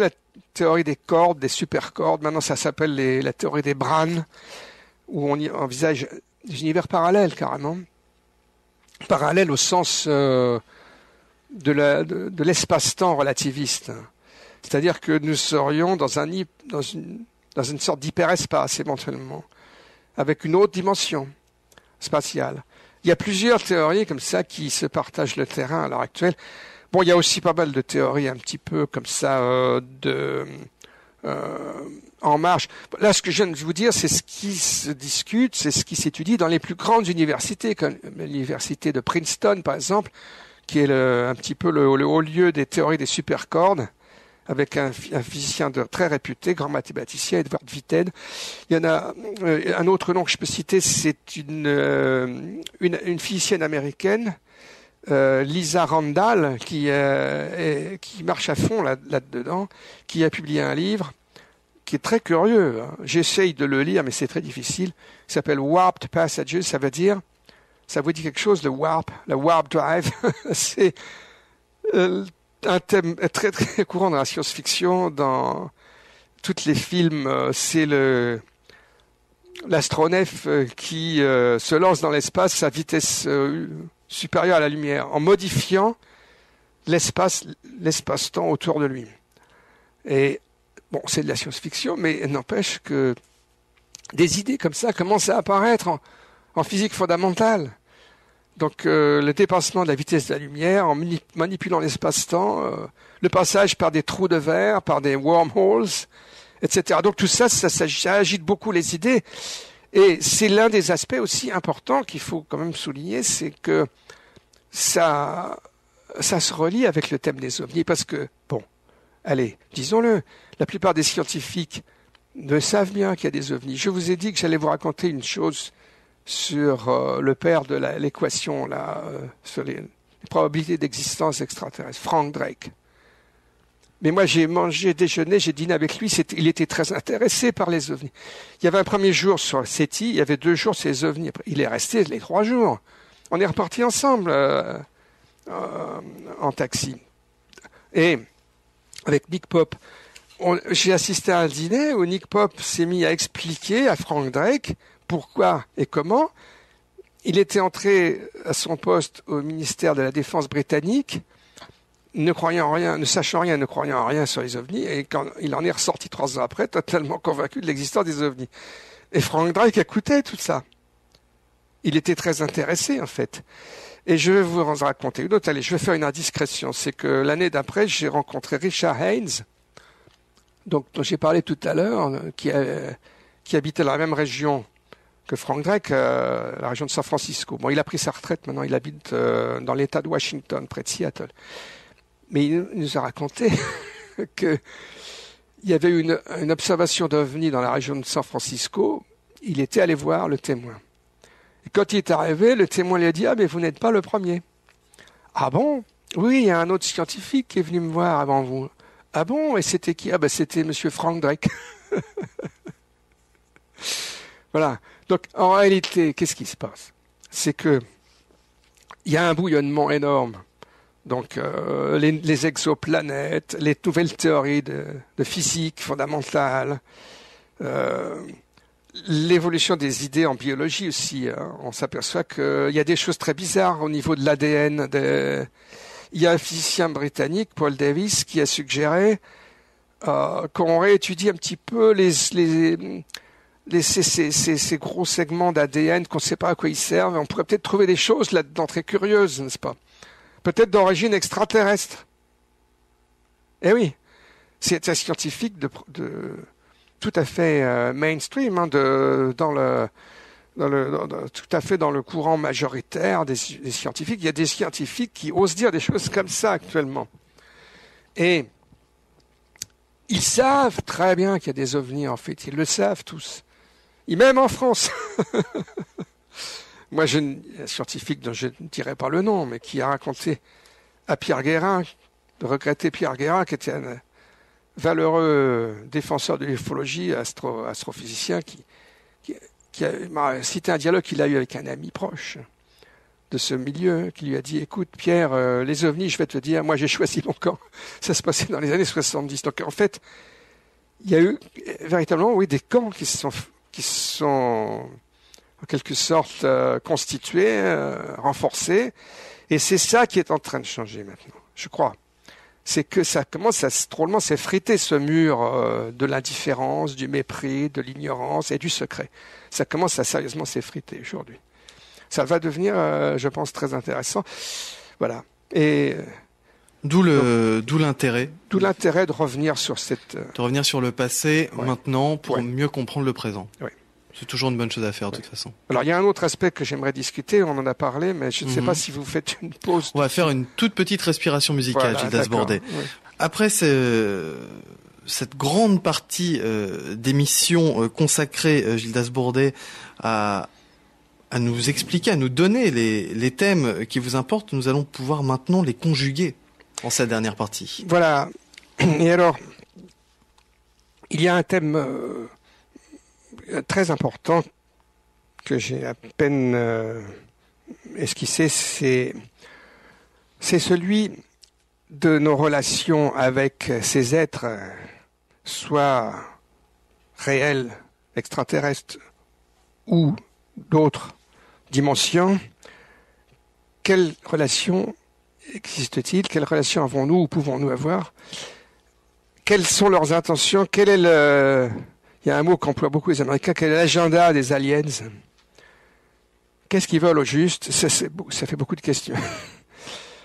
Et on trouve ce thème aussi bien dans le domaine ufologique classique que dans le domaine religieux. Et il y a d'ailleurs des théologiens qui se sont pas mal penchés sur cette question. Dans le monde protestant, il y a le révérend Barry Downing, théologien protestant. Les deux noms qui viennent à l'esprit tout de suite, c'est Barry Downing, dans le protestantisme, et le père Corrado Balducci, ou Monsignor Balducci, si on veut, dans le domaine catholique, qui est un spécialiste de démonologie, justement. C'est pas par hasard, vous voyez, s'il s'intéresse aux ovnis. Et ces théologiens, ils mènent une réflexion parallèle et ils s'intéressent, ils ont traité la question des ovnis. Bon, Barry Downing est l'auteur d'un livre aussi, La Bible et les soucoupes volantes, carrément. Et le père Balducci n'a pas écrit de livre à ce sujet, mais il a fait beaucoup de conférences. Moi, j'ai assisté à 2 conférences de père Balducci, à la conférence annuelle de Saint-Marin, en Italie.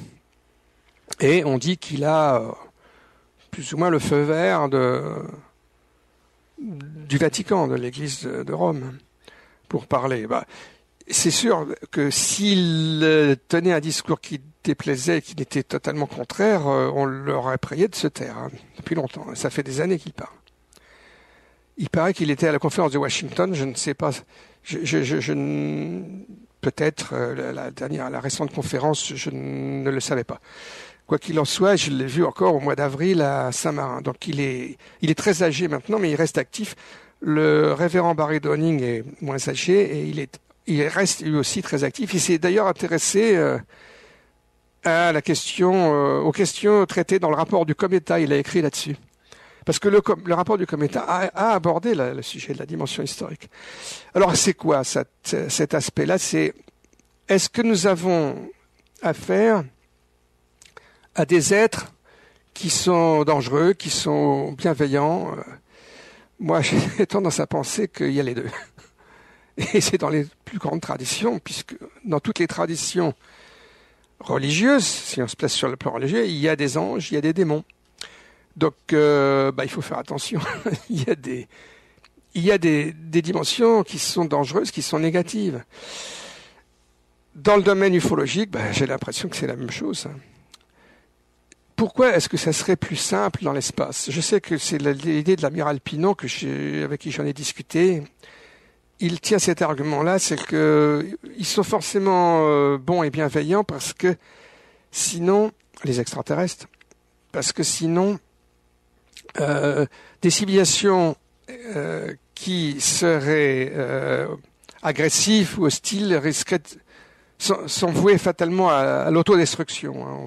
C'est un thème qui a été très très répandu dans la réflexion sur la Terre. À l'époque de Carl Sagan, par exemple, Carl Sagan a fait tout un développement sur le risque d'hiver nucléaire. Et beaucoup de gens ont pensé, et certains encore aujourd'hui, que l'humanité ne va pas pouvoir durer longtemps à cause de tout cet énorme stock d'armes nucléaires, qu'on va finir par la faire exploser, ou alors on va faire fondre toutes les glaces, on va être sous 60 mètres d'eau, ça va être la catastrophe. Enfin, il y a beaucoup de gens qui croient qu'on va pas durer longtemps. Mais il y a, à mon avis, l'idée que des êtres seraient forcément bienveillants, sinon ils se seraient détruits, me paraît un peu optimiste. Moi, j'ai l'impression qu'il est fort possible qu'il y ait dans l'espace des êtres de toutes sortes, des êtres bienveillants, des êtres neutres, et puis des êtres carrément malveillants. Il y a peut-être aussi des gens très dangereux dans l'espace, si j'ose dire. Et il y a des raisons de craindre un peu cela quand même, hein, parce qu'il y a des histoires qui sont pas très très sympathiques dans l'ufologie. Je pense aux mutilations de bétail, par exemple, où on voit des bêtes qui ont été mutilées par dizaines de milliers, certaines encore vivantes. Hein. C'est quand même assez impressionnant. Avec prélèvement de matière organique, tout le sang qui est pompé, et puis des parties importantes de l'animal. Qu'est-ce que c'est que ça? Qu'est-ce que ça veut dire? Il y a dans le domaine des enlèvements des récits qui sont très impressionnants aussi. Il y a des gens comme Karla Turner, qui est décédée maintenant, qui a écrit plusieurs livres, et il y en a d'autres, qui a, disons, exprime l'idée qu'il y a des êtres quand même hostiles qui nous visitent et qui sont pas sympathiques. Alors, moi, personnellement, je crois que il faut pas non plus noircir le tableau dans ce sens-là. Moi, j'ai le sentiment qu'il y a un petit peu de tout. Et puis, je ne sais pas pourquoi, mais je suis quand même peut-être un peu optimiste, moi aussi, à ma manière, mais je ne crois pas qu'on risque de se faire croquer. Parce que si c'était pour ça que des extraterrestres étaient venus, il y a longtemps qu'ils l'auraient fait. Ils n'auraient pas attendu qu'on passe de 100 millions d'habitants à 1 milliard, puis 2 milliards, puis maintenant 6 milliards, et puis bientôt 9 milliards. Donc, non, je ne pense pas. Non. Le scénario catastrophe du style Mars Attack ou Independence Day, je n'y crois pas du tout. L'intérêt serait la biodiversité magnifique de notre planète, oui. Ces espèces animales, oui. Végétales, oui. Et en même temps le côté exponentiel de la présence de l'être humain sur le sol, et donc la disparition des espaces naturels pourrait amener à un tel événement. Voilà. Alors, ce qu'il faudrait dire aussi, c'est un sujet particulièrement délicat, mais je crois qu'il faut l'aborder. C'est un thème qui a déjà été abordé il y a pas mal d'années. C'est l'idée que nous avons peut-être été, non seulement on nous a enseigné des religions, hein, mais on nous a aussi peut-être, il y a eu des coups de pouce génétiques, par exemple. Il y a eu des manipulations. Bon, ce qui l'amène à penser à cela, c'est certaines révélations. Bon, c'est toujours entre guillemets les révélations comme dans les documents dits Majestic 12, il est fait allusion à cela, que nous aurions été manipulés génétiquement à de nombreuses reprises. Mais qu'est-ce qui se passe aujourd'hui? Dans ce dossier des enlèvements, eh bien, on a cette dimension-là. Les meilleurs spécialistes de la chose, comme Bob Hopkins et d'autres, même le docteur Mack reconnaît qu'il y a cette dimension. Moi, j'ai connu le docteur Mack, et vous savez, c'est le professeur de l'université de l'école de médecine de l'université de Harvard qui s'est intéressé à cela à la suite de Bob Hopkins d'ailleurs, et qui a beaucoup étudié les dossiers d'enlèvement. Il met l'accent, lui, sur la dimension spirituelle, et je pense qu'il a raison de le faire. Je pense que c'est important aussi. Il constate, c'est beaucoup de cas qu'il a étudiés, un élargissement de la conscience, de la spiritualité. Donc c'est très difficile comme sujet, comme thème, mais il y a aussi cette dimension matérielle que nous avons peut-être été manipulés, donc il y a eu des actions un peu très secrètes. Mais dans le dossier des enlèvements, on trouve cela. Il y a l'idée qu'il y a des manipulations génétiques en cours qui nous modifient petit à petit, qui agissent sur l'humanité. Alors, est-ce que c'est bon ou est-ce que c'est mauvais? Moi, j'ai tendance quand même, c'est j'ai un tempérament plutôt optimiste. Et je pense que, oui, ça va globalement dans le bon sens. En revanche, ce que certaines histoires suggèrent, et ça c'est vrai non seulement dans le dossier OVNI, mais il y a aussi des gens qui font le rapprochement avec le domaine des religions, c'est-à-dire des entités négatives qui nous sont hostiles. Et ça se ressemble un peu. C'est très curieux parce qu'il y a des dossiers en quelque sorte parallèles entre OVNI et religion. Il y a peut-être, et même sans doute, des êtres, qu'ils soient en chair et en os extraterrestres ou qu'ils soient d'autres natures, qui ne sont pas sympathiques, qui nous sont hostiles. Donc, moi, je serais tendance à dire, ne soyons pas pessimistes, parce qu'il y a des gens qui sont terriblement pessimistes. Il y a des auteurs qui voient tout terriblement en noir, qui disent que nous sommes menacés, que c'est foutu, etc. Que nous allons que nous sommes sous l'emprise de forces négatives, etc. C'est aussi un thème très ancien dans les religions. Vous savez que, bon, j'en ai pas parlé encore, mais on peut, ça entre dans le cadre du sujet, j'en parle dans mon livre, c'est à l'époque des débuts de la religion chrétienne, il y a eu un bouillonnement de croyances et de doctrines et d'écoles très très considérables, avec toutes sortes d'écoles. Il y avait une 50aine d'écoles dites, oui, je cherche le nom, les gnostiques, les écoles gnostiques. On en parle encore beaucoup actuellement. Il y a des nouveaux documents qui refont surface. On en a trouvé à Nag Hammadi en Égypte, par exemple. Il y a un évangile de Judas aussi, mais qui n'est pas un texte gnostique. Enfin, c'est très compliqué. Il y a un bouillonnement très complexe d'idées, et dans ces idées, il y avait celle-là que nous étions, nous les petits humains, sous la coupe de dieux pas sympathiques, d'archontes qui ne sont pas bienveillants, et que toute la recherche, toute la démarche spirituelle des humains, c'était d'arriver à surmonter cela et à retrouver les forces supérieures, le Dieu bienveillant qui est au-dessus de tout cela. Et c'est un espèce d'itinéraire, un itinéraire après la mort qui est très dangereux. On trouve aussi cette idée-là d'ailleurs dans les religions de l'Inde, hein, dans le bouddhisme, je crois, où il y a tout un itinéraire. Vous savez, il y a le livre des morts tibétains où il faut faire attention parce qu'on est menacé après la mort par des entités malfaisantes, etc. Bon, il y a cette idée-là, et qui continue, et même encore beaucoup aujourd'hui, puisque vous savez qu'il y a des tendances de chrétiens fondamentalistes aujourd'hui qui mettent beaucoup l'accent sur cette espèce de lutte apocalyptique entre le bien et le mal qu'il va falloir surmonter, etc. Bon, moi, je ne partage pas cette vision-là. Hein.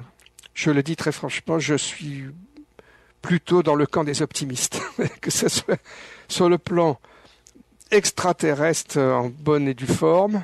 Je ne crois pas du tout au scénario de Independence Day avec des extraterrestres abominables qui viennent nous croquer. Je n'y crois pas du tout.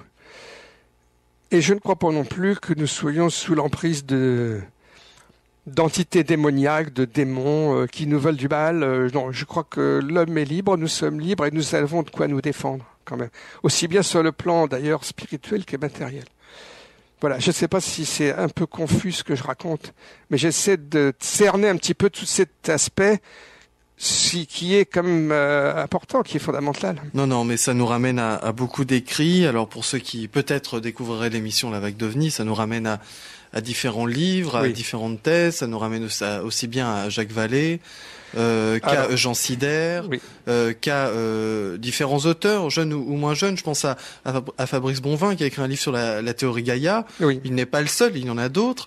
Mais la théorie Gaïa, enfin, il y a beaucoup de thèses. On peut travailler avec toutes... Oui, bien sûr. On peut développer beaucoup de thèses. Bon, alors, écoutez, vous me tendez la perche pour parler un petit peu les idées de Jacques Vallée, qui est suivi par pas mal de gens encore aujourd'hui, notamment Jean Sider et d'autres. Alors, Jacques Vallée, c'est très très bizarre comme théorie, puisque il n'est pas... Il a tendance... Il dit, pour essayer de résumer sans caricaturer, que en fait, les gens qui croient qu'il y a des extraterrestres se trompent. En réalité, ce sont des manipulations mentales, des mises en scène qui nous sont faites pour nous faire croire aux extraterrestres, pour cacher, par une espèce de force de contrôle, il appelle ça, une espèce d'intelligence très puissante, très redoutable en fait, qui nous manipule, qui tire les ficelles et qui nous trompe. Et ça, depuis presque l'aube de l'humanité. Alors pourquoi faire ? C'est pas clair. Hein. Qu'est-ce qu'il veut, cette intelligence ? Où veut-elle en venir ? Quel est son agenda ? Alors là, on ne sait pas très bien. Hein. Alors, moi, je n'y crois pas beaucoup à ça. Par contre, ce que je crois, moi, c'est que...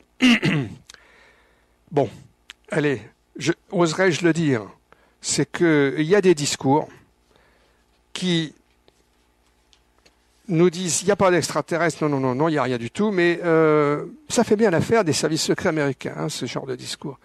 Parce que ça nous envoie sur toutes sortes de directions qui sont... On va se perdre un petit peu dans des directions qui sont peut-être des cul-de-sac, je veux dire, qui nous font oublier un thème absolument majeur, c'est qu'il y a des extraterrestres. On le sait, les scientifiques même le savent, les militaires plus encore, parce qu'ils en ont récupéré des ovnis. Ils en ont. Et des cadavres. Il y a encore des nouveaux témoignages qui sont apparus sur l'affaire de Roswell et sur d'autres affaires. Je reviens, justement à Leslie Kean, là, cette journaliste, cette vaillante petite journaliste qui est très sympathique, j'aime bien, et qui vient d'obtenir que la NASA soit condamnée en justice à divulguer tout un paquet de papiers qu'ils ont sur un crash d'OVNI qui aurait eu lieu aux États-Unis à Kecksburg en 1965. On a récupéré un engin bizarre. Il y a plein de matériel, il y a des choses qui existent, qui sont là, et qui sont cachées encore. Donc, ce que je veux dire, c'est que les gens qui, comme Jacques Vallée, nous disent non, il n'y a rien du tout, mais non, c'est une intelligence très très mystérieuse qui nous manipule. Roswell, c'est l'ufologie de papa, je l'ai entendu le dire à une conférence à Paris. Les enlèvements, mais non. Alors, il y a aussi un thème. C'est peut-être des expériences, des manipulations militaires. Ça court aussi beaucoup, ça. Et je trouve ça extrêmement douteux comme discours. Parce que vous imaginez un peu que les militaires américains auraient mis en route un programme, et puis pas seulement américain, parce que des histoires d'enlèvement, il y en a partout. Moi, j'en connais en France, hein, on en a étudié un certain nombre, les uns et les autres. Non, ça tient pas debout, ça. Et les mutilations de bétail. Opération militaire secrète, attendez, arrêtez.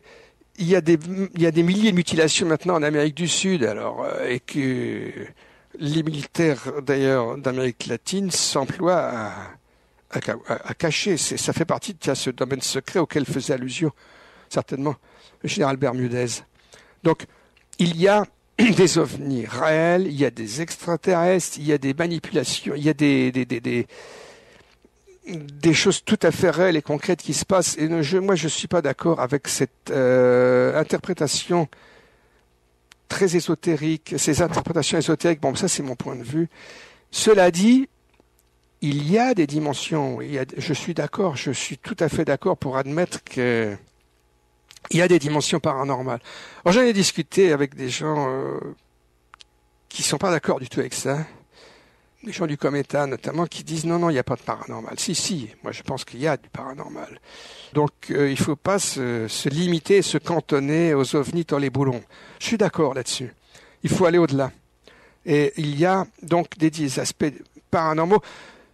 Mais moi, je ne veux pas faire une coupure entre le domaine paranormal ésotérique et le domaine scientifique. D'ailleurs, si Yves Lignon nous écoute ce soir, c'est exactement ce qu'il dit d'ailleurs lui-même. Il est spécialiste, il est un scientifique qui étudie le paranormal et il dit attention, il y a des études scientifiques à faire. Il a tout à fait raison, je suis entièrement d'accord.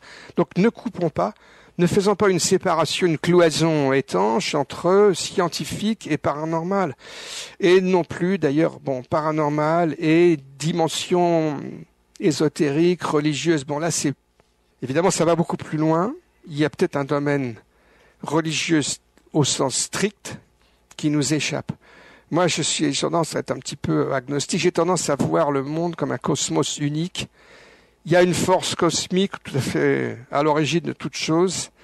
On appelle ça Dieu, si on veut. Moi, je préfère parler d'une force cosmique fondamentale qui donne un sens à tout. Mais est-ce qu'il y a un monde surnaturel totalement disjoint, totalement étanche par rapport à nous? Non, moi j'ai tendance à penser que non, que tout cela forme un ensemble, un tout. Ça rejoint parfaitement votre livre où vous liez les différentes visions, les apparitions, les traces dans l'histoire de choses étranges, en tout cas relatées par les humains, au phénomène OVNI. Donc ça rejoint parfaitement votre livre. Il y a un dossier récent de ces dernières années, c'est celui des cercles dans les blés, les crop circles. Mm-hmm. Moi, je termine là-dessus, d'ailleurs, mon livre, avec 2 images de crop circle. Bon, là aussi, tout un débat.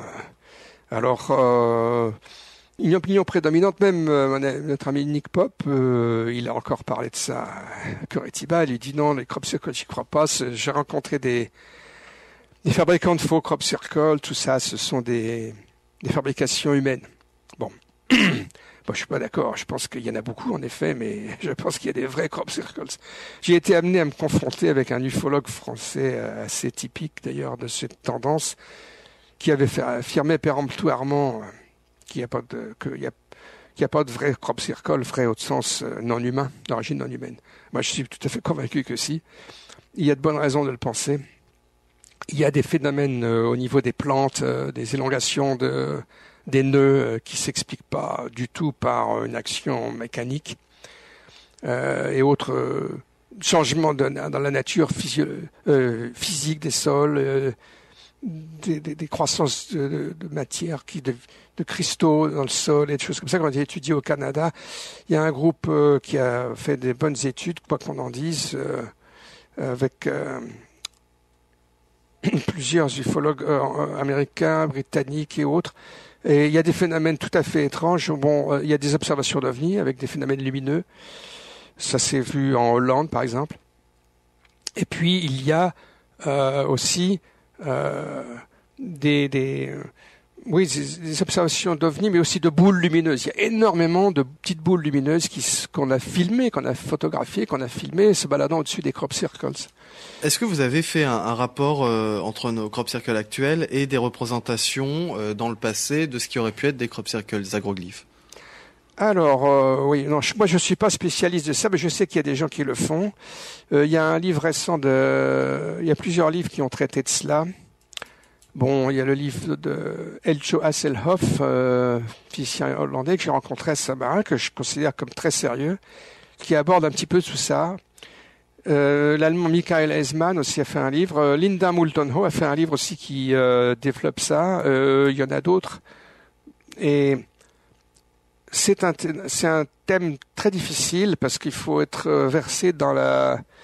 Pour aborder cela, à mon avis, il faut être vraiment très fort parce qu'il faut avoir une bonne connaissance des symboles, tous les symboliques anciennes. Et il y a des gens qui pensent que oui, il y a des rapports, oui, bien sûr, oui.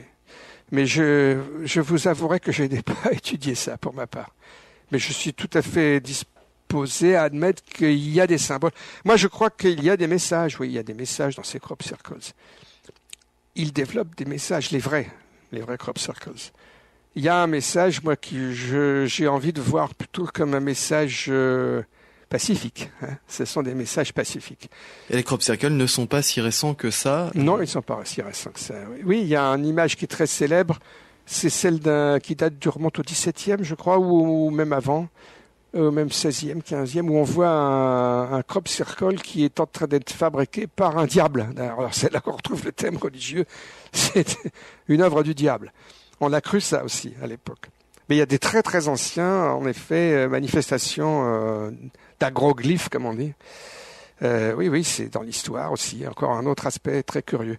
Alors là aussi, il y a ce thème des méchants extraterrestres qui ressort également. Vous savez, il y a eu ce film qui a eu énormément de publicité.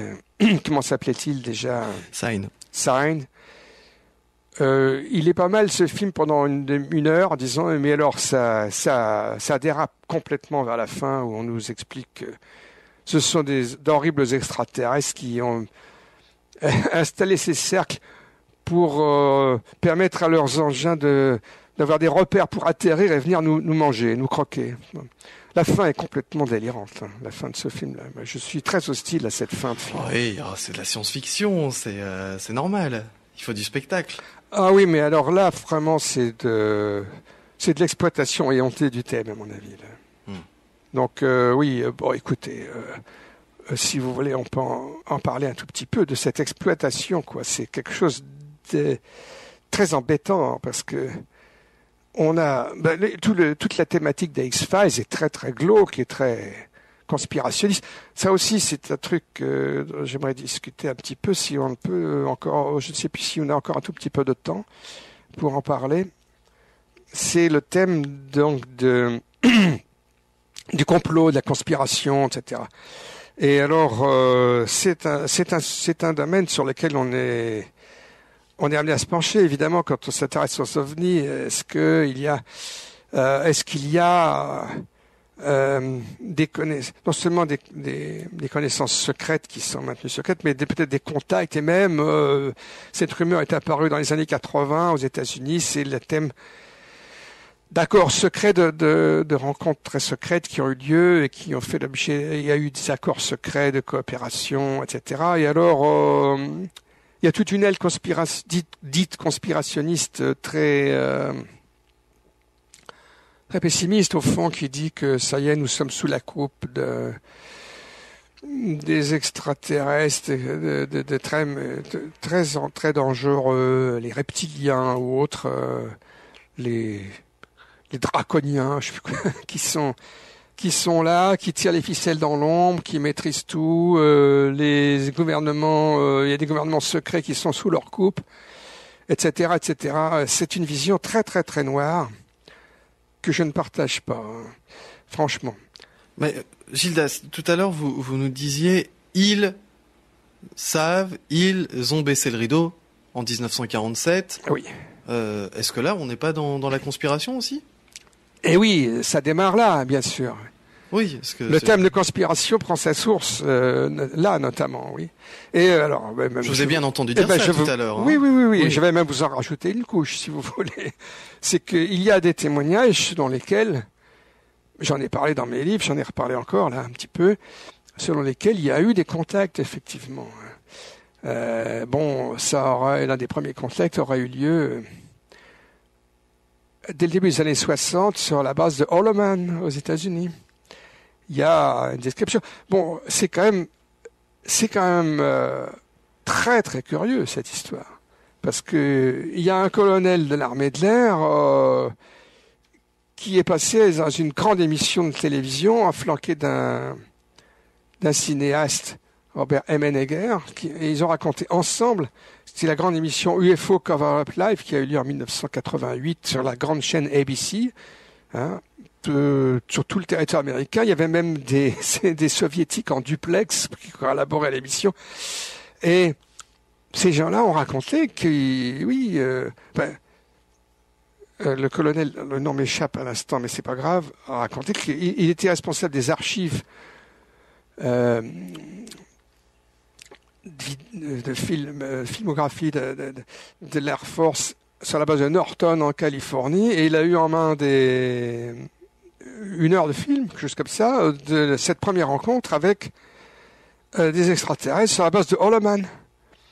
Et il a eu le feu vert à un moment donné. La hiérarchie, c'était dans les années 70, au début des années 70, pour proposer à ce cinéaste, Robert Mennegar, qui était là et qui confirme, de faire un documentaire dans lequel on aurait montré un petit peu ça. Donc il a été fortement question à l'époque, dans les années 70, d'y aller carrément, hein, de divulguer des secrets déjà quand même très importants, hein, très profonds. Ça a été un choc terrible.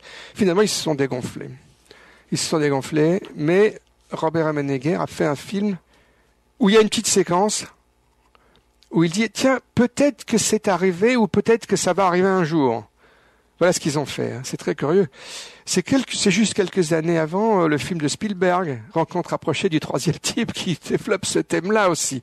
Donc il y a eu une période où il y a eu quand même on a l'impression quand même qu'il y a eu des tentatives d'ouvrir un petit peu le sujet, de le développer un peu dans les médias. En nous disant cela, Gildas Bordet, vous validez en quelque sorte. Oui et non. Je valide une partie. D'accord.